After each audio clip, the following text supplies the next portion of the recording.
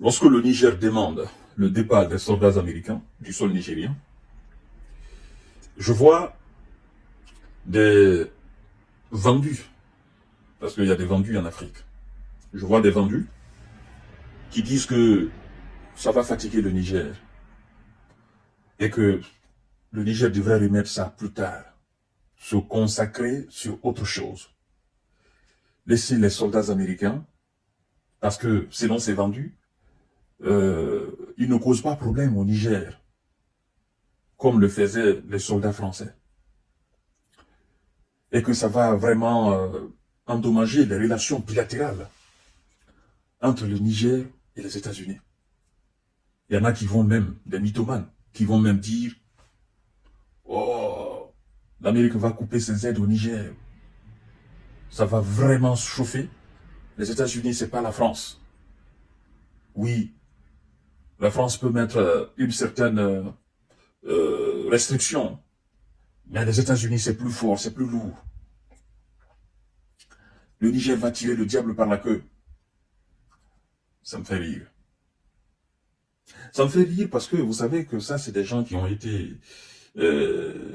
comment on appelle ça? C'est des gens qui ont été... ils ont été retirés de leur âme.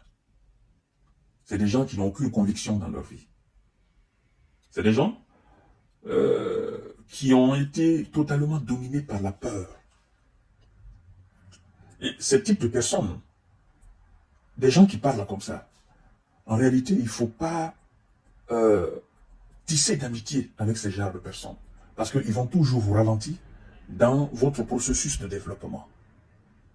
Ils vont toujours vous ralentir dans tout ce que vous voulez entreprendre dans votre vie. C'est des gens qui ont peur, qui ont la peur dans le ventre. Vous comprenez? Qui ont du mal même à prendre des décisions phares pour leur propre vie. Sinon, comment vous pouvez comprendre que le Niger étant un pays indépendant et souverain demande aux troupes étrangères de quitter leur sol parce que les accords n'étaient pas des accords normaux.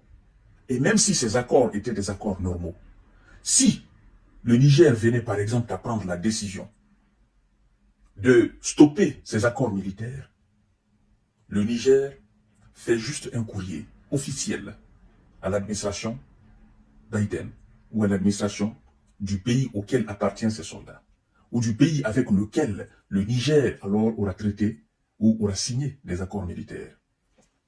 Je dis même si c'est légal, même si c'est des accords normaux, à plus forte raison des accords illégaux.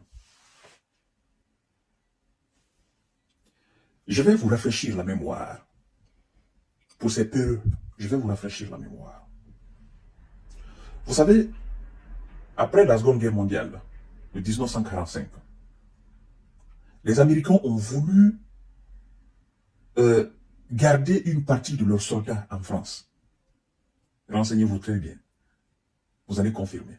Les Américains ont voulu garder certains de leurs hommes, les militaires, sur le sol français. Après la libération alors, après la défaite de l'Allemagne nazie face à l'armée rouge. Ça, c'est notre débat. Parce qu'on fait croire aux gens que ce sont les États-Unis qui ont libéré le monde. Or, il y a même des historiens, des politiciens, des politologues, des militaires, des stratèges, qui admettent officiellement que oui, l'Allemagne a été battue, a été neutralisée par l'armée rouge. Que cela ne tienne. Je fais ce rappel d'histoire pour dire à ces peureux que la France d'alors, général de Gaulle, il a dit non aux États-Unis. Il a dit non. Il n'a pas voulu que les soldats américains restent sur le sol français. Vous comprenez? Ils n'ont pas voulu d'indépendance surveillée. Alors, à l'époque, dans les conditions normales, si ces peureux faisaient partie du peuple français, ils allaient dire, oui, les Américains sont venus nous aider, les Canadiens sont venus nous aider, il faut qu'on puisse garder quelques troupes, n'est-ce pas, de ces soldats, oui. Ou bien, la Russie a fini avec l'Allemagne, est-ce qu'on ne peut pas se faire entourer par l'armée rouge? Ouais. Le Niger a une armée très forte. Elle est en train de monter en puissance. Le Niger évite un très grand conflit sur son propre sol. Le Niger traite déjà avec la Russie. Et des instructeurs russes avec de l'équipement militaire russe sont arrivés au Niger pour former des soldats nigériens au maniement des armes modernes, mais aussi à l'espionnage et au contre-espionnage, à combattre les terreaux. Donc, le Niger stoppe ce que les Américains appellent coopération militaire. Le Niger traite dorénavant avec la Russie. C'est le droit le plus absolu du Niger, de tourner dos à qui il veut et de faire face à qui il veut. C'est un peuple indépendant. La Russie, les États-Unis, dans un même pays qui n'est pas le leur, un pays tiers, Russie, États-Unis dans un même pays, il n'y aura pas de stabilité. Donc le Niger a fait son choix. Et le choix du Niger, c'est la Russie. Pensez-vous que les États-Unis et la Russie peuvent cohabiter dans un même pays, sachant très bien qu'ils ont des intérêts différents? Réfléchissez. Réfléchissez. Ceux qui parlent aide militaire, aide américaine. Le début, ils ont coupé leur aide, non? Les 500 et quelques millions de dollars, ça a changé quoi? Ça n'a rien changé. Le Niger va se relever. Avec l'exploitation du pétrole, la vente du pétrole, l'exploitation de l'uranium, la vente du pétrole.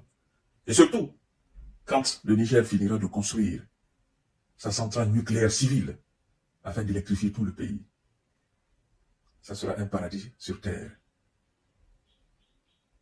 Ça sera une très grande puissance, ce pays-là. Voilà, mesdames et messieurs. Nous, on avance. On ne compose pas avec les peurs. Si vous avez peur, reculez. Restez derrière. Nous, nous avançons. Et d'ailleurs, les officiers américains et les officiers nigériens ont annoncé que prochainement, dans les jours à venir, ils vont procéder au retrait des troupes américaines du territoire nigérien. Ça me réjouit à plus d'un titre. Merci beaucoup. À tout à l'heure.